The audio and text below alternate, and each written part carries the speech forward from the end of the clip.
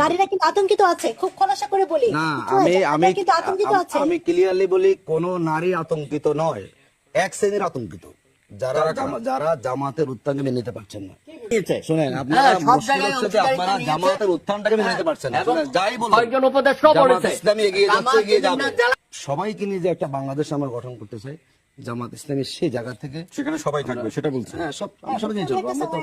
আমরা তো একসাথে থাকবো না। আপনার কাছে একটা প্রশ্ন রাখতে এখানে চাই। হিন্দু, অধ্যাপক জুবাইদা নাসরিন, হিন্দু, বৌদ্ধ, যে খ্রিস্টান প্রশ্নটি যারা বলুন। আছেন সবাইকে নিয়ে তো বাংলাদেশে গঠন করতে চাই। জুবাইদা নাসরিন বলুন আপনি।